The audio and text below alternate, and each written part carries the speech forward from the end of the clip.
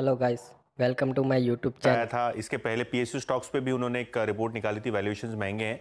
लेकिन ये जो स्ट्रैटेजी रिपोर्ट है, इसके अंदर भारी डेटा के साथ इन्होंने जस्टिफाई ये करने की कोशिश की है कि पीएसयू स्टॉक्स, स्पेशली जो कैपिटल गुड सेक्टर और ऑयल एंड गैस सेक्टर से पीएसयू के जो शेयर्स भागे हैं, शायद अपसाइड यहाँ से लिमिटेड रह सकती है और रिस्क ज़्यादा रह सकता है निवेशकों के लिए, ऐसा इनका मानना है। सबसे पहले अगर हम बात करें कोटक की, तो इनका मानना ये है कि जो लॉन्ग टर्म वाइज बिजनेस में रिस्क आते हुए दिखाई पड़ रहे हैं, उसको मार्केट शायद इग्नोर कर रहा है। मीडियम टर्म की जो परफॉर्मेंस है उस पर ज़्यादा फोकस हो रहा है। लेकिन लॉन्ग टर्म के लिहाज से अभी भी काफ़ी सारी चीज़ें अनक्लियर है ऑयल एंड गैस सेक्टर में, ग्रीन एनर्जी सेक्टर में, जिसका शायद इंपैक्ट पीएसयूज पे पड़ सकता है। पीएसयू इंडेक्स की बात करें तो पर से 92% का गेन आपने देखा है पिछले 12 महीने में। और अब कोटक को लगता है कि कैपिटल गुड सेक्टर में पीएसयू जो कैपिटल गुड नाम है, यहाँ प्रॉफिटेबिलिटी बहुत ज़्यादा नहीं रह सकती है, मार्जिन्स पे आगे जाके प्रेशर आ सकते हैं।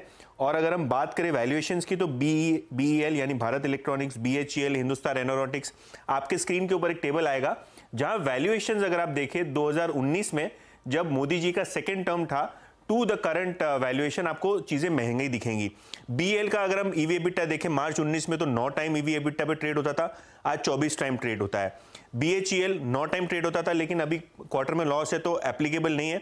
लेकिन अगर हम कोची शिपयार्ड की बात करें तो 5 साढ़े 5 के ईवी एबिटा पे ट्रेड होता था और 25 टाइम ट्रेड हो रहा है। एचएल मार्च 19 में कंपनी ने लॉस पोस्ट किया था और अब 21 टाइम ईवी एबिटा पे ट्रेड हो रहा है, तो जो हायर साइड पे है, ऐसा कोटक को लगता है।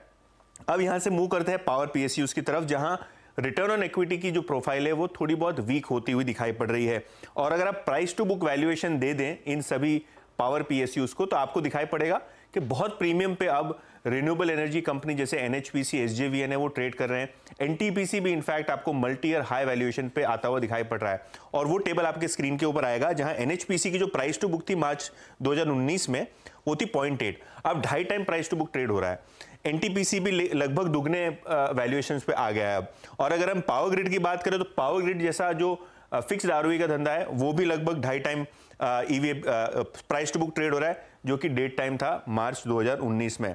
ऑयल मार्केटिंग कंपनीज, यहां भी अगर आप देखें तो कोटक का मानना यह है कि पिछले दिनों जो क्रूड में वॉलेटिलिटी थी, उसके कारण पेट्रोल डीजल के सेल्स पे वॉलेटिलिटी हुई। और अगर हम नुकसान की बात करें तो अर्निंग्स बहुत ही हेवायर होती हैं ऑयल मार्केटिंग कंपनीज की। और अगर हम वैल्यूएशन देख लें बीपीसीएल, एचपीसीएल का, तो जो 2019 में इनका वैल्यूएशन था मार्च में, उससे 15 से 20% प्रीमियम पे ऑलरेडी सारे के सारे ऑयल मार्केटिंग कंपनीज ट्रेड हो रहे हैं। और अभी करंट वैल्यूएशन देख लें तो फॉरवर्ड बेसिस पे बीपीसीएल, एचपीसीएल और आईओसी, इन सभी के जो पीज हैं वो एक्सपैंड हो चले हैं। खास करके बीपीसीएल और आईओसी 10 के पी मल्टीपल पे ट्रेड कर रहे हैं, जो कि कोटक के हिसाब से काफी महंगे हैं। और आगे जो ग्रीन एनर्जी का ट्रांजिशन है, इसका भी एक बड़ा रिस्क मार्केट इग्नोर कर रहा है।